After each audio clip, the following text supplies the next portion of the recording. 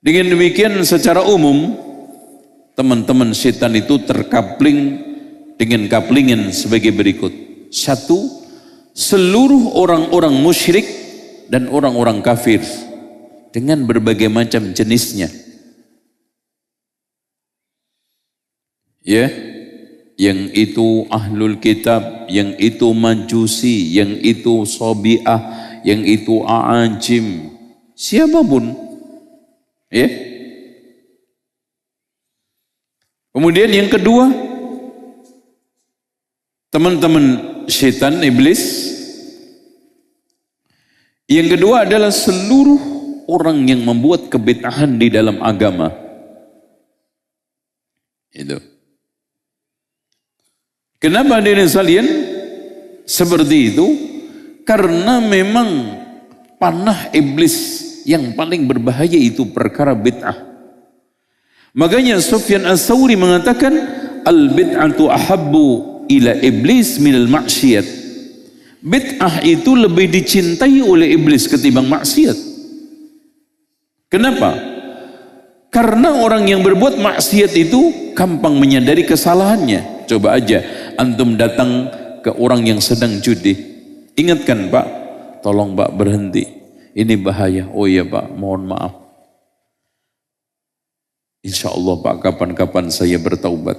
Coba antum sekarang berada di kerumunan orang-orang yang sedang zikir bid'iyah, yang sedang melakukan ritus keagamaan yang itu tidak diajarkan oleh Rasulullah. Antum bilang sesat, sandal bisa terbang.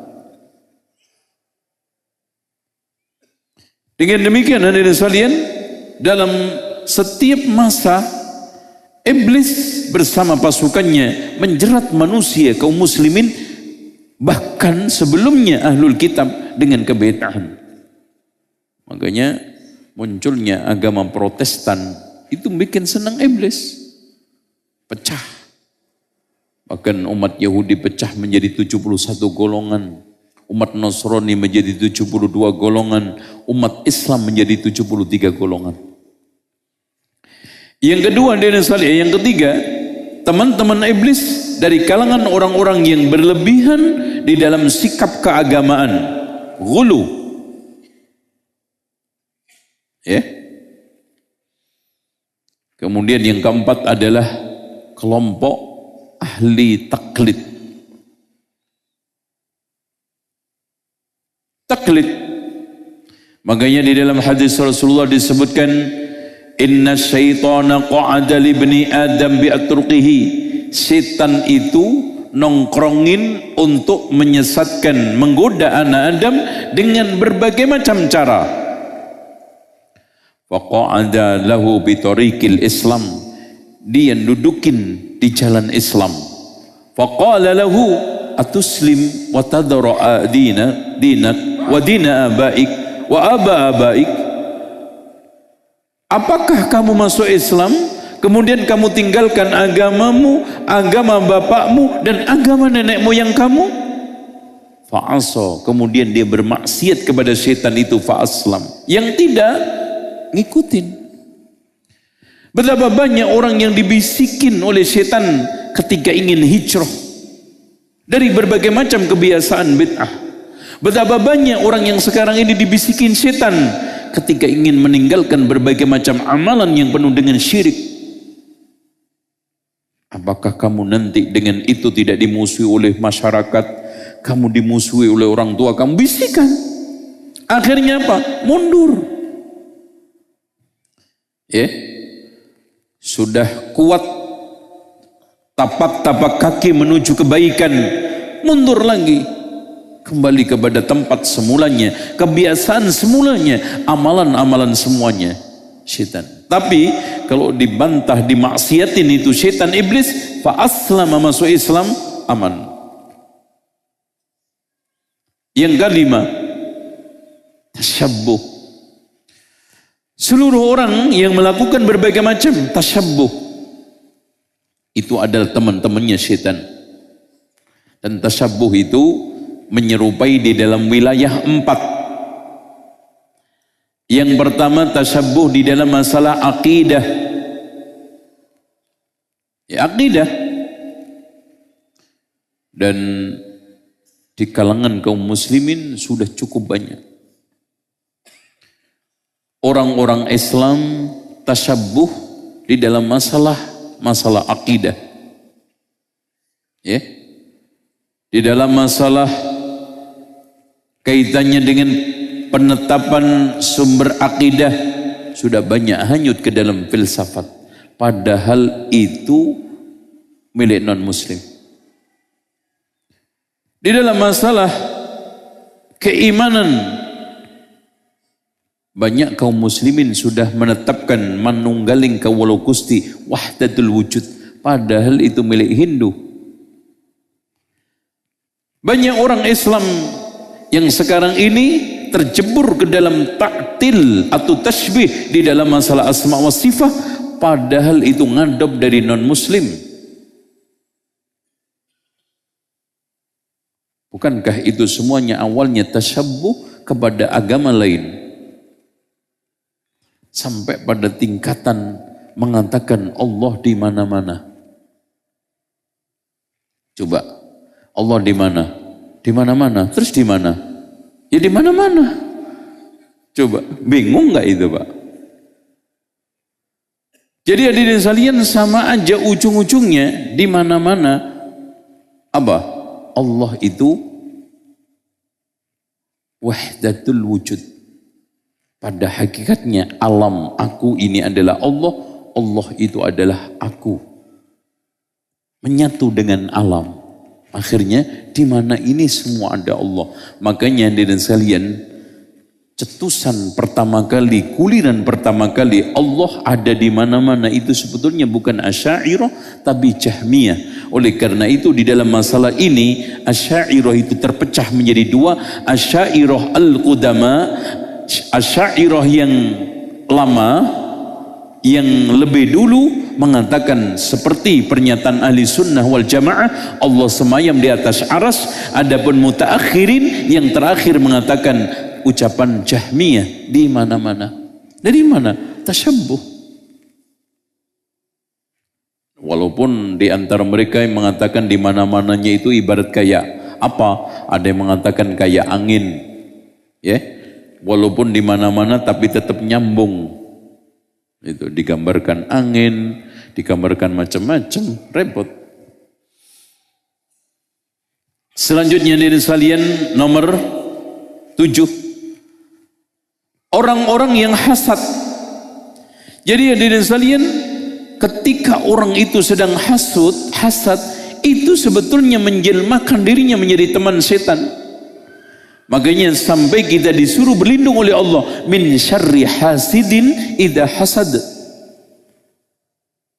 Dan hasud ini berbahaya. Penyakit umat yang nular kepada umat ini yang paling berbahaya. Makanya Rasulullah mengatakan dabba alikum da'ul umami qablakum, telah menggelayutin ke dalam umat ini penyakit-penyakit umat sebelum kalian. Al-hasad wal baghdha, hasad dan dendam. Dan itu difaktori oleh 4. 1, permusuhan. Orang yang permusuhan itu cenderung hasad.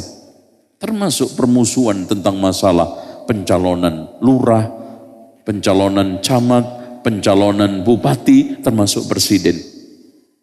Hasad. Yang kedua, sombong dan ujub.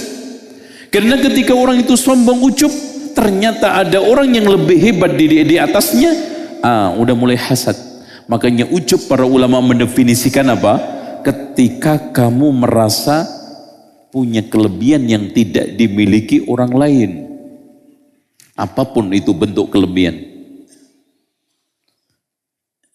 Yang ketiga, adanya kenikmatan sama yang diperebutkan.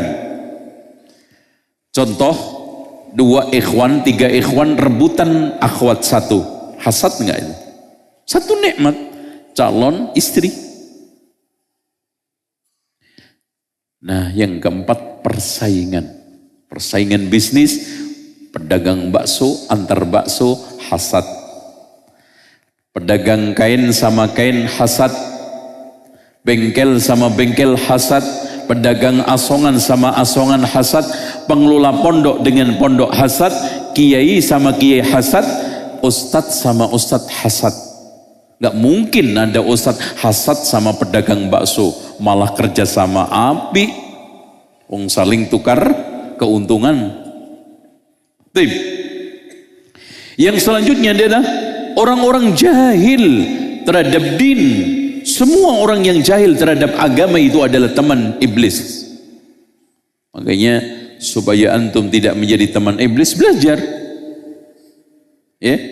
Allahumma inna nas'aluka ilman nafi'a wa rizqan thayyiba wa amalan mutaqabbala. Sehingga karena indahnya ilmu agama itu, Rasulullah mencanangkan thalabul ilmi faridatun ala kulli muslim. Wajib. Kenapa diri sekalian? Karena ilmu itulah sumber seluruh kebaikan. Makanya Rasulullah mengatakan apa? Man yuridillahu bihi khairan yufaqihu fid din. Siapa yang dikehendaki oleh Allah kebaikan akan dipahamkan masalah agama. Dari sinilah Imam Ibnu Hazm mengatakan tidak mungkin orang menjadi baik tanpa ilmu. Kalau seandainya dia itu baik, dari dasar fitrahnya itu hanya parsial. Contoh, ada orang jahil, bahkan awam, bahkan mungkin non muslim, tapi baik, parsial, pendiam. Tok, tapi belum tentu sisi-sisi lain baik. Pendiam, tapi mangkelan, ngedumel, giliran pulang nyantet. Ya podo ae, ya. Sama. Pendiam, sisi satu. Ada orang yang mungkin dermawan, tapi di balik dermawan itu apa? Pamrih. Gak mungkin, karena yang bisa mengarahkan kebaikan akidah, kebaikan iman, kebaikan takwa, kebaikan amal, kebaikan ibadah itu ilmu. Gak mungkin tanpa ilmu ada orang bisa menjadi baik. Makanya Imam Al-Bukhari membuat satu bab al-ilmu qabla al-qawli wal amal. Dan yang kesembilan, pengikut hawa nafsu dan syahwat. Ya ikhwan, syahwat itu sikap berlebihan di dalam masalah duniawi. Hawa nafsu sikap berlebihan di dalam masalah agama. Dan ini sama-sama menghancurkan. Hawa nafsu bila masuk ke dalam akidah akan membuahkan kesyirikan. Hawa nafsu bila masuk ke dalam ibadah akan melahirkan kebid'ahan.